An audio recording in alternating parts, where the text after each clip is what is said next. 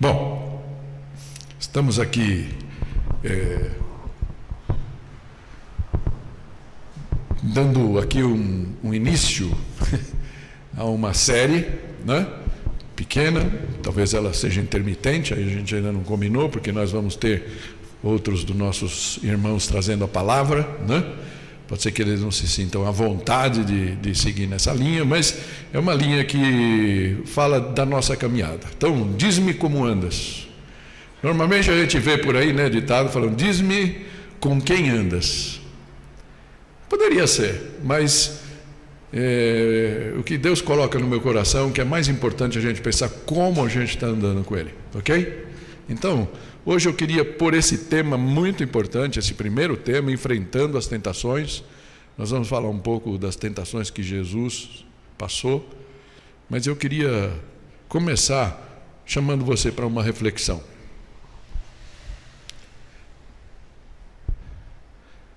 A carne é fraca. Você conhece esse ditado ou não? Você usa muito esse ditado? Você concorda com ele? Ele é bíblico ou é só um dito popular? O que vocês... Silêncio, né? Não está falando nada, né? Digo para vocês, ele é bíblico, mas é uma meia-verdade, não é? Certo? É só isso que o versículo diz? Deixa eu mostrar para vocês o versículo. Foi palavras do próprio Jesus. Podemos ler junto esse versículo? Não? Vigiem e orem para que não caiam em tentação. O espírito está pronto, mas a carne é fraca. Bem? Quando Jesus falou isso? Ele falou isso num momento muito especial da vida dele. Talvez o momento mais difícil. Ou na véspera do momento mais difícil. Porque quando ele estava ali sofrendo as dores do flagelo que ele teve, né, das cusparadas na cara, as ofensas que ele recebeu na paixão, nós vamos falar isso logo mais, né, na sexta-feira da paixão e por ocasião da comemoração da Páscoa, mas aqui ele estava na véspera de tudo isso. Então é interessante pensar que essa verdade que ele fala ali para os discípulos, na verdade ele falou isso ali para Pedro, para João e Tiago, que estavam dormindo, tinham pegado no sono ao invés de estar orando com ele, né? Mas isso afeta ele primeiro. Por quê? Porque em espírito ele estava pronto para o que ia passar. Ele sabia que ele ia tomar sobre si os pecados de todos nós e pagar o preço por ele. E ele estava pronto para isso em espírito, né? Não tinha nenhum problema para isso. Para ele poder se tornar o nosso Salvador. Mas na carne, ou seja, a humanidade dele estava naquele momento mais difícil, uma angústia terrível.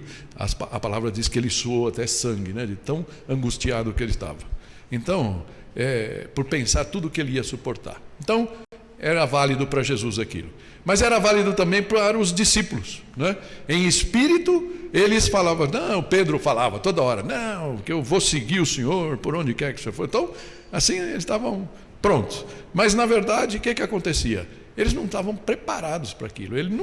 Pedro nunca confiou naquilo. Então, naquele momento, ao invés de eles estarem ali, como Jesus, perseverando em oração, como numa vigília, né? Porque era uma vigília que eles estavam fazendo ali. Jesus convidou eles para uma vigília. Mas ao invés de passar de vigiliar, acho que não existe essa palavra, né? O que eles faziam? Eles dormiram. E qual foi o resultado disso? Quando eles se deram conta, os guardas tinham chegado, Judas já tinha traído Jesus. E aí, como eles não tinham preparado o coração deles, eles fugiram. Todos eles. Né? Essa que a palavra nos diz. Só depois, com o tempo, com a cura, graças a Deus pela graça de Deus e pela misericórdia do Senhor, eles foram resgatados. E por isso o cristianismo é o que é, né? Porque eles retomaram, mas naquele momento, que nem barata tonta, foi o famoso barata voa ali, né? Saiu cada um para um lado correndo. Ok? Então, o que a gente pode dizer com relação a isso? O nosso espírito está pronto? Essa é a pergunta que eu queria compartilhar com vocês e que isso possa nos ajudar nessa coisa, para enfrentar e suportar ou obter vitória sobre as tentações que todos os dias chegam à nossa porta. Que nós podemos aprender então com o exemplo de Jesus. Esse é o nosso tema, ok? Por isso eu estou chamando ali, né?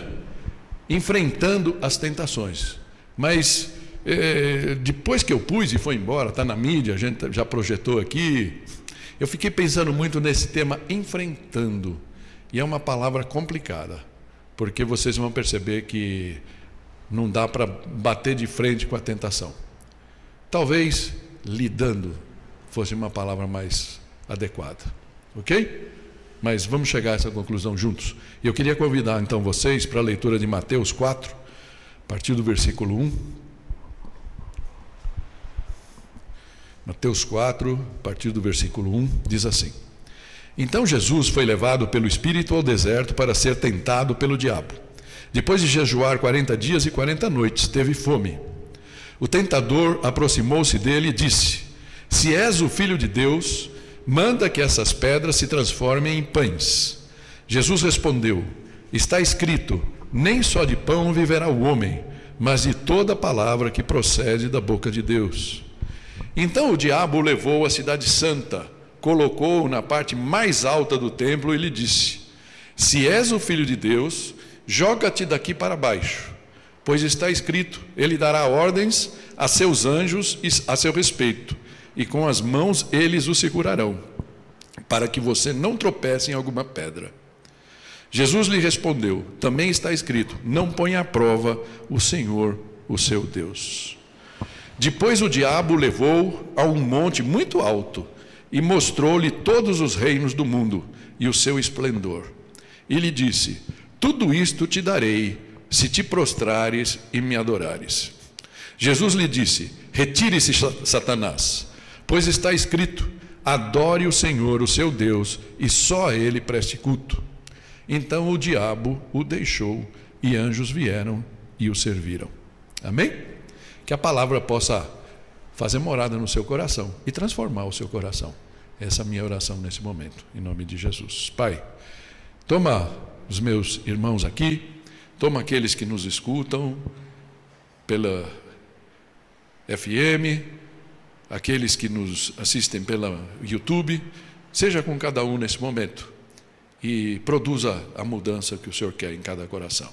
Em nome de Jesus. Amém. Tem um caminho, né, até a tentação. E no caso de Jesus ele foi muito interessante e específico, né?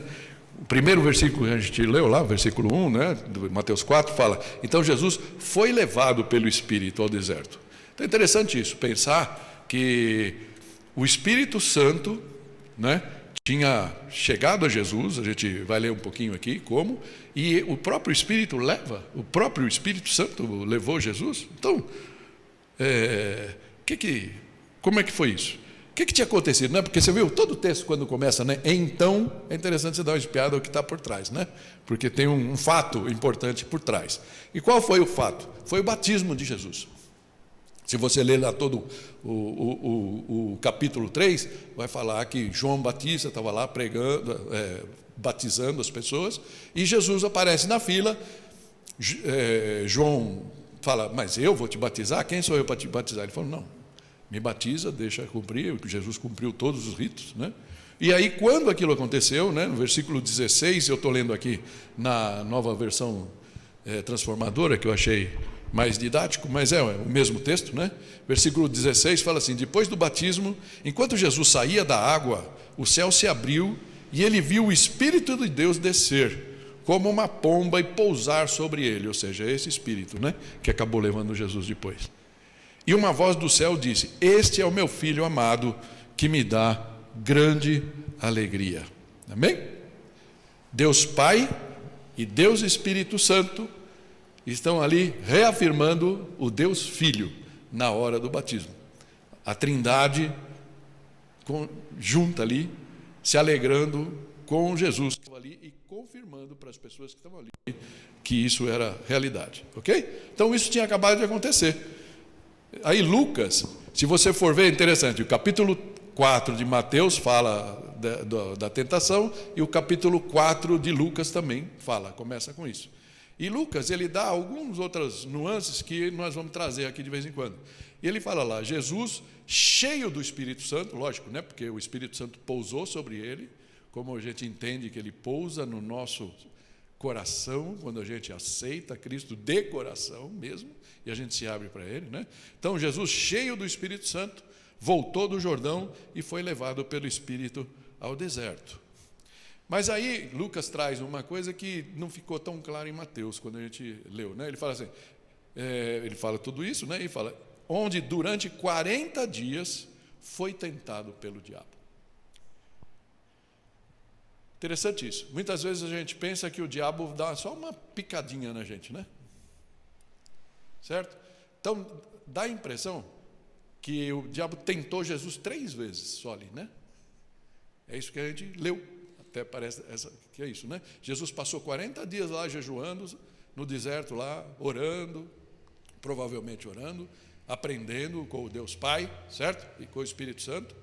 E aí, no final daquilo, o Satanás vai lá e tenta picar ele com 3 perguntas. E tudo indica que não foram 3 palavrinhas só. O que aconteceu aqui. Que, conforme Lucas, ou seja, durante aqueles 40 dias, ele foi fustigado pelo inimigo, certo? E ela ali, então, como é que a gente sabe que isso aconteceu? Porque Jesus depois deve ter contado, com certeza, para os seus discípulos, e eles acabaram registrando, tanto que 3 deles, isso está em Mateus, está em Marcos só dá uma passadinha, e depois Lucas também, não é? Então, e por que tem só essas 3? Porque provavelmente, a gente já falou disso em outras pregações, o diabo sempre nos tenta em algumas áreas específicas. E a gente pode identificar, não tão claramente no caso de Jesus, mas a gente pode ver que ele sempre nos tenta seduzir de uma forma muito padrão. E é importante a gente saber disso. Okay? Então, essas 3 formas Jesus acabou contando, e é o relato que a gente vê nos evangelhos. Amém? Mas você pode se perguntar, por que Jesus precisou ser tentado? Ele não era Deus? Para que ele precisou ser tentado? E eu achei a coisa mais didática aqui, né? Teve um propósito duplo aqui. E a coisa mais didática, tem uma Bíblia, que eu tentei até uma delas ali na minha sala, né? Na minha biblioteca, chama no Brasil a Bíblia Anotada, né? Mas é uma Bíblia desse cara, que eu sempre tenho problema para falar o nome dele, Ryrie, Ryrie, alguma coisa assim, né? A Bíblia Ryrie, uma Bíblia muito boa, aliás, muito interessante. E ele diz assim, a intenção de Satanás na tentação era de levar Cristo a pecar. Essa é a intenção dele. Frustrando assim o plano de Deus para a redenção do homem, desqualificando o Salvador. Ou seja, se Jesus pecasse, falava, um pangaré aqui, você mandou um pangaré aqui para tentar ser o Salvador no mundo, não ia rolar, certo? Mas, por que Deus permite que essas coisas aconteçam? Já se perguntou assim? O que Deus faz com que eu passe por tentação? No caso de Jesus, ele define assim, o propósito divino era provar que seu filho era sem pecado e assim um salvador digno. Amém? Então, você vê isso em Jó também. Deus conhecia Jó o suficiente para saber que Jó não ia pisar na bola, se bem que, né, ele quase pisou, mas ele se manteve firme, fiel à fé que ele tinha. E aqui no caso de Jesus, então, Jesus precisava passar por essa prova. Então, o Ryrie ainda comenta que, é claro que Jesus foi realmente tentado, ele não era Deus ali, ele era homem, né? Ele foi tentado, e igualmente, claro, que ele era e permaneceu sem pecado. Amém? Por isso que 2 Coríntios 5, 21, eu estou trazendo aqui também na NVT, fala assim, pois Deus fez de Cristo, que nunca pecou, a oferta por nosso pecado, para que por meio dele fôssemos declarados justos diante de Deus. Amém? Então, nós somos justos? O que eu posso fazer para merecer a salvação? O que você pode fazer, querida, para merecer a salvação? Só pela misericórdia, só pela graça, não é? Assim que a gente aprende? Então, precisava de um representante sem pecado. Isso foi o que aconteceu. Mas qual foi, então, a estratégia de Satanás, para a gente poder entrar? Eu meditando sobre esse texto, né? Muitas vezes já, mas dessa vez, faz sentido imaginar que Satanás, naqueles 40 dias, ele foi acompanhando Jesus durante aquele jejum, e você sabe que provavelmente não era um jejum. Por que Mateus fala 40 dias e 40 noites? Porque era normal naquela época, os fariseus faziam muito isso, eles falavam, fiquei 40 dias jejuando, mas o que acontecia? Ele passava o dia, das 6 às 6, sem comer nada, e aí das 6 às 6, de novo, abria a caixa de ferramenta, comia à vontade, e aí no dia seguinte ele fazia o jejum de novo. Não é o que está aqui, né? Jesus realmente ficou sem comer. Provavelmente ele tomava água, porque ninguém resiste. Humanamente impossível. Você passa um pouco mais de 3 dias sem tomar água. Mas comer era possível. Mas, logicamente, debilita muito. E Satanás foi acompanhando aquilo, as resistências de Jesus sendo drenadas, dia a dia, por causa do jejum, por causa daquela batalha espiritual que certamente ele estava. E aí o que acontece? Qual foi a estratégia dele? Ele viu ali uma oportunidade, nós vamos falar disso depois, de sugerir um caminho mais fácil, um atalho, para que Jesus pudesse conquistar o coração dos homens, que ele queria, certo? E cumprir a missão, desviando do caminho que tinha sido traçado por Deus, o caminho da cruz. Ok? Então, essa foi a estratégia de Satanás. Deixa eu falar uma coisa para você. É a mesma estratégia que ele usa para você. Nós vamos falar disso na conclusão, lá no final. Mas é o que ele faz com você. Você pensa que ele é teu amiguinho? Sabe aquela vozinha legal que você escuta? Ai, você é tão coitadinho. Ai, acho que eles não gostam de você. Não, você tem direitos. Você precisa fazer isso. Sabe o que ele quer? Ele quer te destruir. E quando você for destruído, destruída, ele vai jogar pá de cal em cima de você e vai sapatear em cima de você. É importante que você saiba disso. Não se engane. Mas vamos lá. Como é que ele agiu? A estratégia dele. Primeira coisa que ele fez, tentar Jesus a usar o poder de filho à revelia do pai. Ou seja, já viu o filho fazer isso ou não? Já viu o filho rebelde? Eu lembro sempre do Chico Anísio. Lembra ele tinha um personagem lá, aquele filho lá, 40 anos, tal, dentro de casa, tal, ó, pai. Ainda reclamando do pai. Meu iPhone, pai, é muito antigo, tal, né? Ou seja, usa todas as prerrogativas do pai, mas não quer saber do pai, né? Então, foi a primeira coisa que Satanás tenta convencer Jesus. Como é que ele faz isso? E ele tem sempre uma tática, né? O tentador aproximou-se dele e disse: se és filho de Deus, manda que essas pedras se transformem em pães. Já ouviu essa palavra na tua orelha ou não? No teu ouvido? Se você é convertido, se você aceitou Jesus, se Deus é teu pai, se você é filho, não é? Faz isso aí, né? Então, no caso de Jesus, especificamente, é como se você estivesse falando, se você é o cara, Satanás não tinha dúvida disso, né? Mas ele estava, se você é o cara, então ele estava jogando com isso para buscar desestabilizar Jesus, para levá-lo a provar a sua identidade, né? Sempre lembro de uma história muito tonta minha, né? Que quando eu queria provar que eu era homenzinho, que não sei o quê, e um querido amigo de muitos anos aí, o Neco, que nos assiste muitos cultos, não sei se hoje ele entrou ou não, né? Ele brinca comigo, tinha uma... Se você já escutou essa história, que ela já é velha, né? Mas se você nunca escutou, se é novo por aqui, de repente você nunca escutou. E ele brincou comigo, eu tinha uma propaganda de um leite, né? Que hoje em dia acho que só tem o leite ninho, né? Leite em pó. Naquela época também tinha o Leite Glória. E tinha uma propaganda do Leite Glória que aparecia uma vaquinha indo para lá, vindo para cá. E ele começou a me fustigar. E ele, logicamente, como o diabo, né? Estava de boa ali, né? E aí eu fui ficando nervoso. Aí ele vira para mim: se você é homem, você dá um passo para frente, se você é homem. Aí eu dava o passo para frente, todo nervosinho lá. Eu tinha uns 9 anos de idade, 11, sei lá. E aí ele está assim: dá um passo para trás, se você é homem. Aí eu fiz isso umas 3 ou 4 vezes, eu para frente e para trás, que é um tontinho lá, né? Aí ele começou: Leite Glória, que era a propaganda que tinha da coisa. E aí, e aí eu parei assim, falei, meu Deus, que tonto, né? Até a gente deu risada, né? Naquele dia foi bom porque a gente nem brigou, porque ele era mais velho que eu, ele tinha uns 3 ou 4 anos mais, né? Mas eu percebi naquela hora que ele me fez de tonto. Já se sentiu feito de tonto, de tonta pelo diabo? Entrar que nem eu entrei na história do Leite e Glória. E aí ele tenta fazer a mesma coisa que Jesus, né? Então, o que ele estava querendo para Jesus? Você pode falar, pô, haveria alguma coisa de mal? Jesus estava 40 dias sem comer, Jesus transformar uma pedra em pão? Aparentemente não, né? Não ia lesar ninguém, tá? Haveria algum problema nisso? Mas sabe qual é o problema? Não teria nenhum problema, mas qual é a coisa? Tem horas na vida, por isso que a palavra fala assim, todas as coisas lhes são lícitas, mas nem todas convêm. Não é?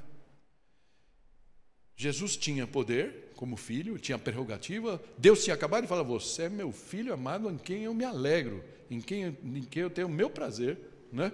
Com certeza ele já tinha poder para transformar aquele pãozinho, aquela pedra em pão, mas ele sabia que ele estaria desviando do plano que o pai tinha falado. Ele não estava ali de bobeira, o pai tinha mandado ele para passar aquele momento de restrição, para provar que ele realmente tinha condições de ser o nosso Salvador. Amém? Para ser o Messias. Então, no meio daquilo, se ele tinha que depender de Deus para aquilo. E ele, graças a Deus, né? Graças a Deus que Jesus tinha claro as prioridades. Que ele tinha vindo primeiramente para ser Salvador. Então, somente depois, ele conquistaria e se transformaria em nosso Senhor. Amém? Isso estava claro para Jesus. Então, qual foi a resposta dele? Está escrito, nem só de pão viverá o homem, mas de toda palavra que procede da boca de Deus. Ele cita Deuteronômio 8:3, ele cita a própria palavra. Então, não só de alimento físico, eu e você vivemos. Não só dos nossos desejos, se eu não tiver esse desejo atendido, o que vai ser da minha vida? Larga a mão. Larga a mão. Olha um pouco mais longe. Por mais puros e virtuosos que eles possam ser, né? Nós podemos viver superando isso, se a gente sabe que a vontade de Deus está do outro lado, né? Mas que tudo, o que Deus disse ainda pode dizer a cada um de nós. Então, a palavra de Deus é rica nesse sentido. Não só os mandamentos dele, mas tudo. Por isso que a gente precisa conhecer a palavra de Deus, como Jesus conhecia, logicamente. Ele tinha ajudado a escrever, né? Mas é importante saber que naqueles momentos mais difíceis, se você tiver uma palavra, um versículo que você decorou, uma coisa que fale daquele coisa, essa palavra vai vir ao seu coração. E ela vai ser uma ajuda para você não cair na cilada. Então, certamente as palavras de Deus dizendo a Jesus, você é meu filho amado, ainda ecoavam ali no ouvido de Jesus, no coração dele, tá? Na memória. Então, a primeira cilada do diabo aqui foi desarmada. Amém por isso, ok? Pela própria palavra de Deus. E a gente tem que se agradar por isso. Então, será que nós temos algo a aprender com isso? Vou aqui abrir um parênteses. Satanás olhou uma fragilidade de Jesus naquele momento. Ele tinha fome. Ok? A palavra fala isso. Ele tinha fome. Então ele tinha uma necessidade. Qual é a sua necessidade? Será que ele olha para você e vê alguma fraqueza? A sua fraqueza nesse momento é amorosa? Sua fraqueza nesse momento é sexual? Sua fraqueza nesse momento é financeira? A gente tem que lembrar que ele está sempre atento, ele está sempre aí. E ele não é uma. Aqui, pode ser que ele estava em pessoa aqui, porque Jesus, vamos combinar, né? Era o próprio Deus encarnado. Mas, para nós, ele vai mandar algum demôniozinho pangaré para dar conta da gente, para soprar no nosso ouvido aquilo que a gente quer ouvir. Então, cuidado, porque Jesus acabou com aquela cilada com a própria palavra de Deus. Nós estamos preparados? Vamos seguir aqui, tentar Jesus, a segunda. O que ele fez? Ele tentou constranger o pai, né? Ele tentou Jesus a constranger o pai, agindo por motivo egoísta. Tem uma palavra aqui que é vaidade, né? Ou vanglória. Ele sempre nos pega, como se fala? As três áreas. A cobiça dos olhos, na primeira foi a cobiça da carne, ok? Cobiça da carne. Nessa daqui, ele fala, a ostentação de bens, a NVI fala, mas está me fugindo a palavra agora, né? Ou seja, é a soberba da vida, né? A soberba. Poxa, se ele era Deus, filho, se ele se enchesse de soberba, eu falei, eu vou pular daqui e Deus vai me salvar. Olha que interessante, o próprio diabo usa a Bíblia, né? Ele usa a palavra. Então o diabo, versículo 5, o levou à cidade santa, colocou lá no templo, lá em cima, no telhado do templo, né? E disse, se és filho de Deus, de novo, cutucando, né? Cutucando, joga-te daqui para baixo, pois está escrito, ele dará ordens a seus anjos a seu respeito, e com as mãos eles o segurarão, para que você não tropece em alguma pedra, né? É interessante ver a mesma provocação, ele contra-ataca, Jesus usou a palavra, ele também vai usar a palavra, por isso a gente precisa tomar cuidado, que provavelmente ele conhece a palavra muito mais do que nós vamos conseguir conhecer a vida inteira, né? Mas, né? Então, só que aqui, qual é o problema? Como ele é um hábil enganador, ele usa uma meia verdade, como sempre. Quer ver o versículo, como é? Salmo 91 ele usou, diz assim, a partir do versículo 9. Se você fizer do Altíssimo o seu refúgio, ou seja, ele não está falando para o próprio Deus, né? Para Jesus. Se você fizer, qualquer do Altíssimo o seu refúgio, nenhum mal o atingirá, desgraça alguma chegará à sua tenda. Porque a seus anjos ele dará ordens a seu respeito, até aí ele foi, né? A partir do versículo 11. Mas essa frase toda que está em laranja ali, que eu pensei que ia ficar mais destacada, parece que está mais morta, né? Certo? Fala assim, para que o protejam em todos os seus caminhos. E aí fala, com as suas mãos eles o segurará. Ou seja, então no caminho.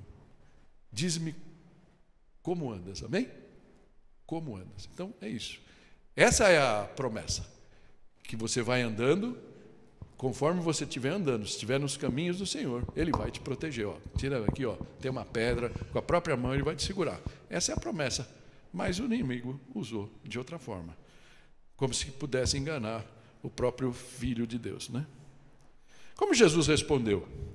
Também está escrito, não ponha à prova o Senhor, o seu Deus. Na Ara fala, também está escrito, não tentarás o Senhor, seu Deus. Eu gosto dessa palavra. Já se pegou assim, falar, eu já vi de vocês, de algumas pessoas na igreja há muito tempo, né? Falar assim, não, se eu sou filho, já ouviu aquela frase, como é que é? Eu não sou... Como é que é? Eu sou cabeça, não sou cauda, sabe esse tipo de teologia ou não? Sim?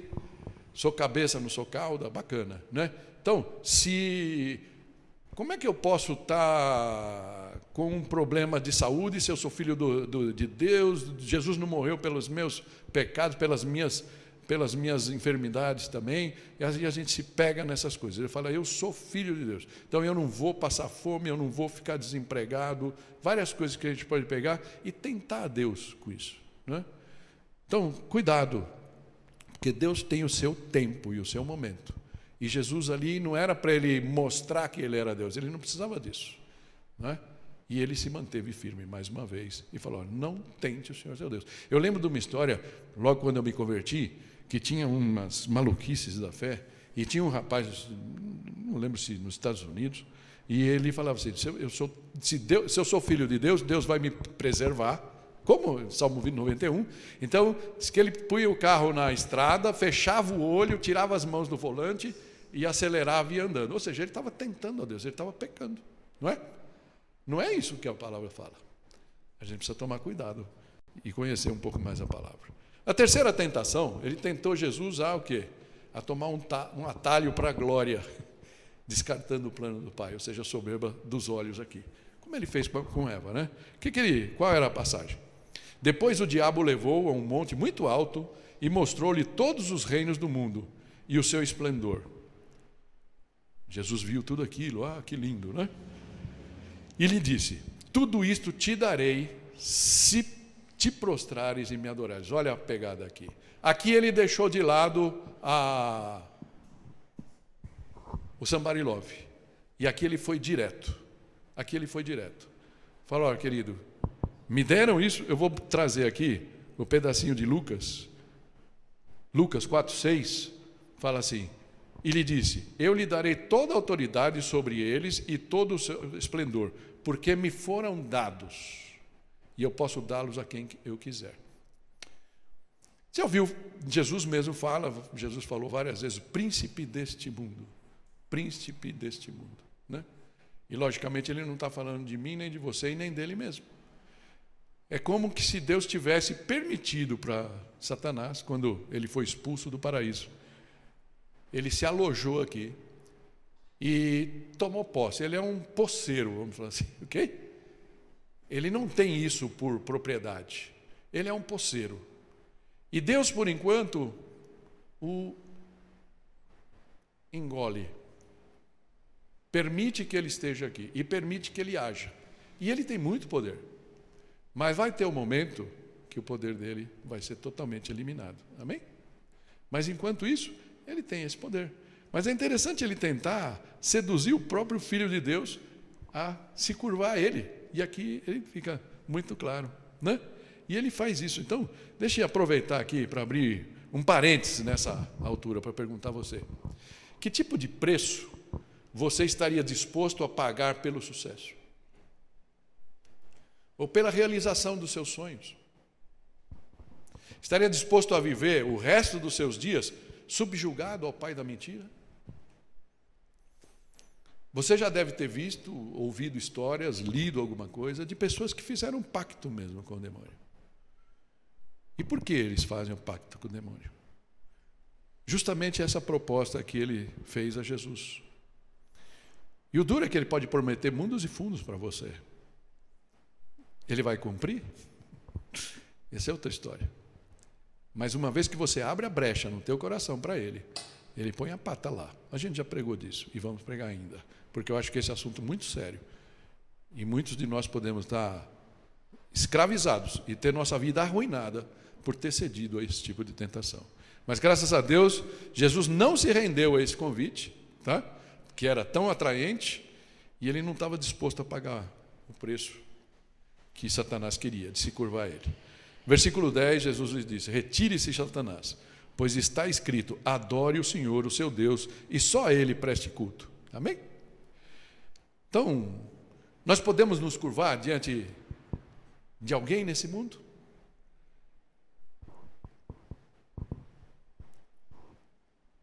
Na nossa sociedade, alguns gurus, pessoas com palavras bonitas.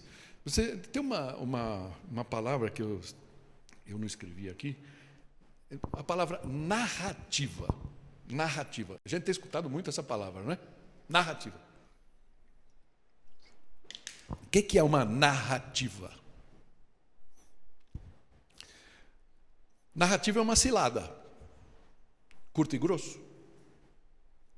Narrativa é alguém tentando convencer você de que a realidade não é aquela que você conhece.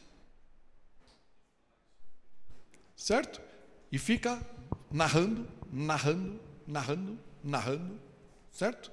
E aí você acaba, poxa, que legal, não é mesmo? Ou então você começa a ver pessoas bonitinhas aderindo àquela narrativa e você começa a falar, puxa, acho que eu vou aderir também, porque é tão bonitinho. Só que o príncipe desse mundo não é Jesus. Ele é o príncipe do reino de Deus, que coabita. E você foi chamado, chamada, para fazer parte deste reino, e não do principado satânico que reina nesse mundo. Cuidado. Abra os olhos. Amém? Nós não podemos nos curvar diante de ninguém nesse mundo, porque a gente precisa ter a sensibilidade e pedir a Deus essa sensibilidade de discernimento espiritual para saber o que está por trás. E nós estamos quase no final e nós vamos encerrar falando disso. Então, Jesus, muito sabiamente, no Sermão do Monte, Mateus 6:24, fala assim, ninguém pode servir a dois senhores, pois odiará a um e amará o outro, ou se dedicará a um e desprezará o outro. Vocês não podem servir a Deus e ao dinheiro aqui. Mas pensa assim, eu não posso servir a Deus e ao sexo. Eu não posso servir a Deus e a comida. Estava vendo um pastor, na verdade o Rick Warren, pastor muito afamado aí, e ele falava assim, quando ele era pequeno, ele é gordinho, e eu acho que ele foi gordinho a vida dele inteira. Disse que quando ele era pequeno, ele chegava pequenininho, a mãe dele fazia lá uns biscoitos. A Tô fez uns conosquinhos ontem lá, que aconteceu isso. Aí ela fazia aqueles biscoitos, então saía aquele cheiro, aí ele entrava na cozinha, mãe, você não pode comer antes da comida, só depois, primeiro vamos jantar, depois você vai comer isso daí. Ele falou, tá bom, mamãe, deixa eu só sentir o cheirinho. E ele disse que ele era pequeno, ele ficava assim no balcão, assim, aquele cheiro dos biscoitos quentinho ali, aquela tentação, até que ele não resistia, acabava pegando e apanhava, porque acabava pegando um. Então, cuidado com o que você se deixa levar. Vamos lá, senão eu vou quebrar minha conclusão aqui. Versículo 11 fala assim, então o diabo o deixou, anjos vieram e o serviram. Amém. Depois que ele teve a vitória, Deus agiu. Deus abriu a caixa de ferramenta, trouxe a padaria junto, e os anjos ali. Então, aleluia. Mas não foi o fim da guerra, a gente tem que saber disso. Jesus continuou sendo tentado. Por isso eu gosto, nesse sentido também, de Lucas. É sempre bom, quando se lê, você ter uma visão melhor, mais de umas versões da versão da Bíblia, também você enriquece o teu entendimento. Lucas 4,13 fala, tendo terminado todas essas tentações, o diabo o deixou até a ocasião oportuna. E a gente sabe que ele não parou. Lembra de Pedro? Quando Jesus falou, olha, eu vou ter que morrer, pagar o preço, o Pedrão lá, o que é isso? O Senhor, Jesus nem um minuto titubeou, já falou, arreda Satanás. Você está aqui para mim, você é pedra de tropeço. Não era Pedro, mas Pedro estava sendo usado. Muitas vezes tem pessoas que entram na nossa vida, de repente a gente, puxa, que pessoa legal, um anjo a pessoa, mas ele pode estar sendo uma ferramenta do inimigo para nos fazer tropeçar. Também digo, cuidado, Então, podemos lembrar de Pedro, podemos lembrar de tantos outros, mas vou pular em frente. Então, que conclusões, que lições nós podemos levar para casa disso tudo que a gente viu aqui? Lições para a sua vida. Primeira delas, o diabo existe e não é seu confidente e nem o seu conselheiro. Todas as oportunidades que ele tiver, ele usará para te derrubar. Você tem dúvida disso? Olha para a tua vida. Alguns momentos que você já passou que você deu abertura para ele. Aconteceu com Eva e Adão, quando ele lançou aquela simples ideia. Ele não vem com uma coisa, Ele não vem com um hardware, ele vem com um soft, um sopro, uma ideia. Viu como ele chegou para Jesus? Se és o Filho de Deus. Como ele chegou para Eva? Foi isso mesmo que Deus disse? Você não comer nenhum fruto de nenhuma árvore daqui? Não é isso que Deus tinha falado? Ele plantou a dúvida, plantou o desejo, e ainda falou, não, vocês não vão morrer não, se vocês comerem. E ainda por cima vocês vão ser como Deus. Aquilo pegou na Eva, E Adão foi de embrulho, os dois juntos. É assim que ele age, Então, não pense que ele não existe. Tem muita gente ainda que acha que ele não existe. Trazendo 2 versículos só aqui, Primeiro dele, João 10:10, Senhor, muito claro. Ele falou, o ladrão vem apenas para furtar, matar e destruir. Eu vim para que tenham vida e a tenham plenamente, eu tenho em abundância. Ou seja, ele é o ladrão. Ele quer te destruir. Ele não quer dar tapinha nas tuas costas. Aí ele pode dar, ele gosta, Aí você está precisando. Qual é a tua necessidade? Um cafuné. Aí ele vem, te faz um cafuné. Gostosinho. Tá gostosinho? Tá, agora eu estou. Então, você merece um cafuné. O resto, inventa aí. Pega a tua história e vê todas as vezes que você caiu, como aconteceu. Aconteceu com Davi, como Batseba, né? Imagina ele lá, na varanda, depois do almoço, aí vê a moça lá, uma moça bonita, tomando banho, nua, e aí algo sopra no ouvido dele, puxa, que mulher bonita, né? Pô, você é rei, você tem o direito e tem o poder de chamar essa moça para conversar, né? E foi o que Davi fez, e ele caiu em tentação, a gente já sabe o resultado, quase destruiu a vida dele, pelo menos do marido da moça, acabou destruindo. Efésios 6:2 também fala assim, pois a nossa luta não é contra pessoas, mas contra os poderes e autoridades, contra os dominadores desse mundo de trevas, contra as forças espirituais do mal nas regiões celestiais. É muito importante isso, querida.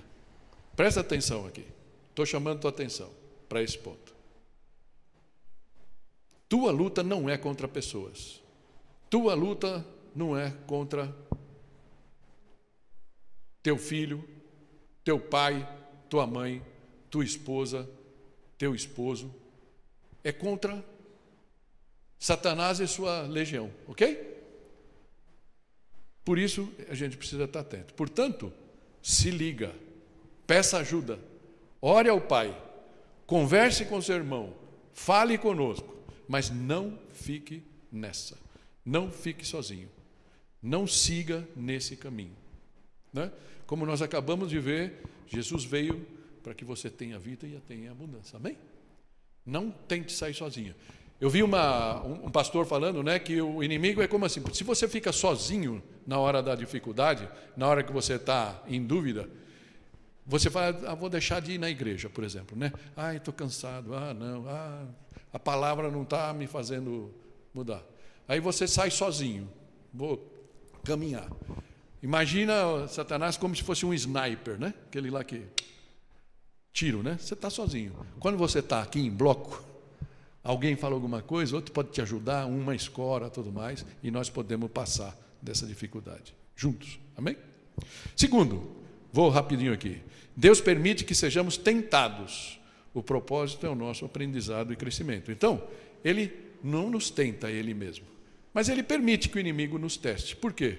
Porque Ele quer o nosso bem e nós precisamos estar prontos para a batalha. E a gente vai passar, imagina se a gente vai passar por perseguição um pouquinho mais de tempo.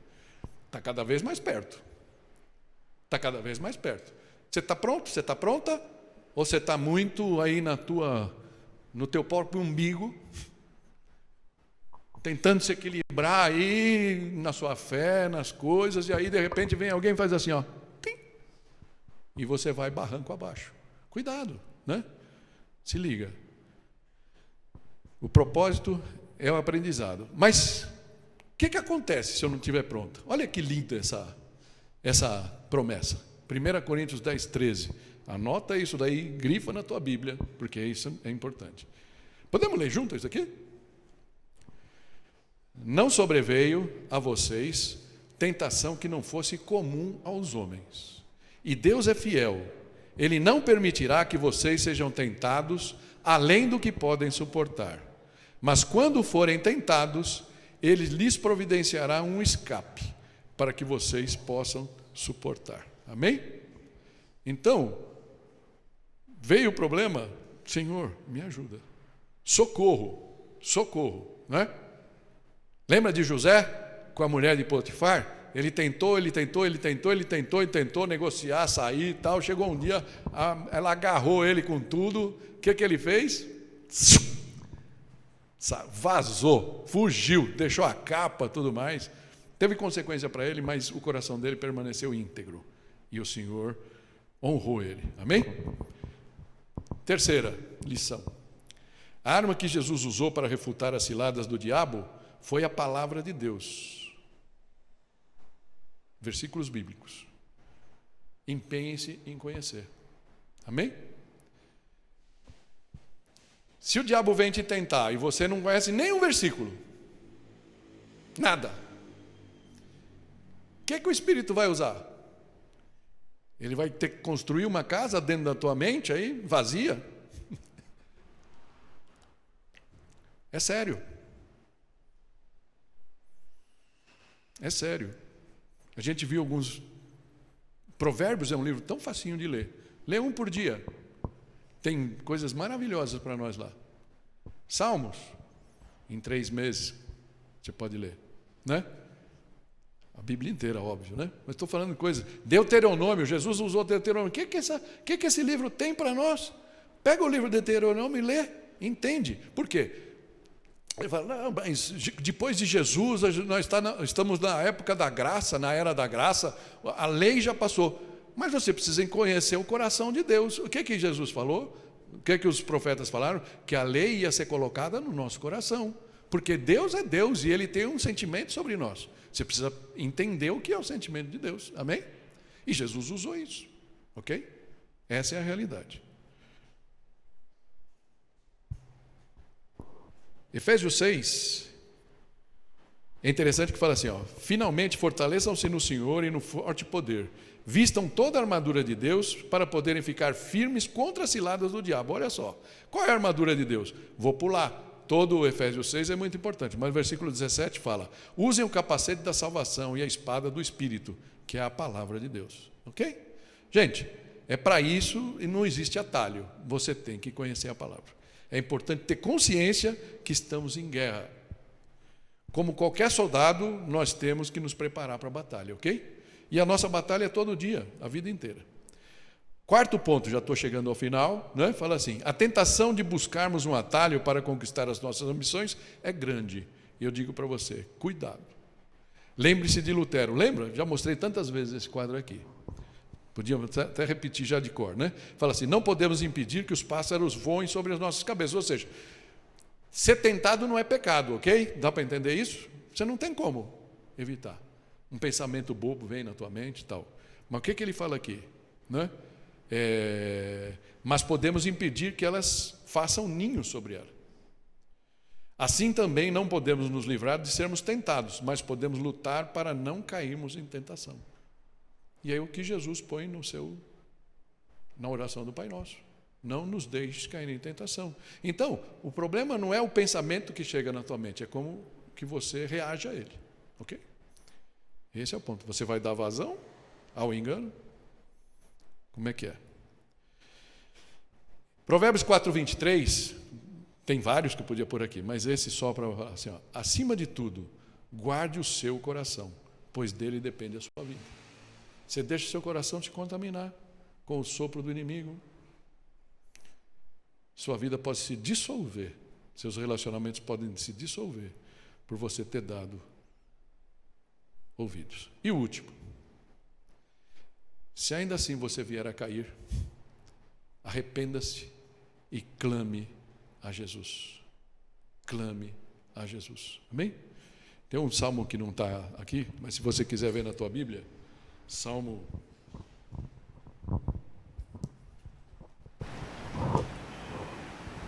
50.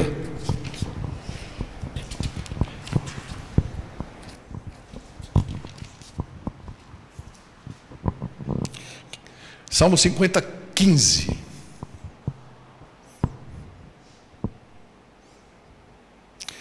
Quem tem a NVI aí, se quiser ler junto comigo, o que fala aí? E clame a mim no dia da angústia, e eu o livrarei, e você me honrará. Amém? Promessas da palavra do Senhor. No dia da angústia. Mas se mesmo assim você cair, o que a gente vê na palavra? Hebreus 4:15 fala, pois não temos um sumo sacerdote que não possa compadecer-se das nossas fraquezas, mas sim alguém que, como nós, passou por todo tipo de tentação, porém sem pecado. Jesus não passou à toa por aquela provação.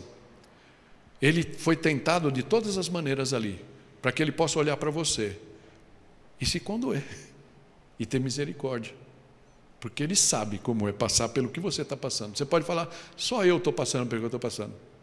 Não se engane, não se engane. Você está muito longe de ser a única sofredora, o único sofredor do mundo, não é? Jesus passou por todas essas coisas. E o último então, né, aqui fala assim, João 1, 1 João 1,9 fala, se confessarmos os nossos pecados, Ele é fiel e justo para perdoar os nossos pecados e nos purificar de toda injustiça. Amém? São as promessas que a gente tem para lidar.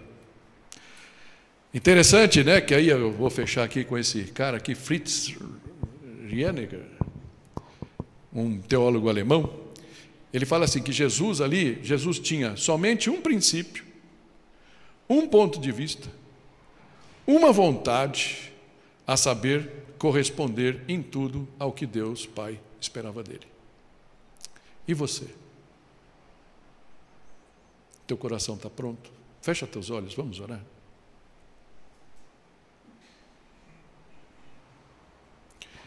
Será que você quer pedir ajuda ao Pai para que Ele te perdoe, para que Ele te ajude a se preparar, te ajude a restaurar alguma parte da sua vida que foi afetada pelo inimigo? Será que você quer pedir a Ele que Ele te dê discernimento para perceber as coisas que podem estar sendo afetadas pelo inimigo? Vamos orar. Senhor Deus, clamamos a Ti que o Senhor possa nos ajudar a vencer as tentações. Sabemos, Pai, que nós não podemos encará-la e ficar namorando as tentações, porque somos fracos. Aí sim vale aquele versículo, a nossa carne é fraca, nós vamos cair. Mas nós sabemos que nós podemos virar a chave, mudar o canal, sair da frente daquele lugar onde somos tentados, fechar os nossos ouvidos para que o inimigo fale. E peço que o Senhor nos dê essa vontade de aprender mais a Tua palavra, Senhor, para que ela possa ser a nossa espada contra o inimigo. Nos ajuda a prevalecer, ó Pai, sobre as ciladas que vão surgindo no nosso dia a dia. Nos dá discernimento, Pai, para entender que essas ciladas são quase que inevitáveis. Mas que a gente tenha certeza de que somente em Ti, quando olhamos para Ti, pedimos socorro a Ti, nós podemos vencê-la, Senhor. Perdoa, Pai, os nossos pecados. Fortalece o nosso coração. Nos prepara para a batalha. Em nome de Jesus. Amém.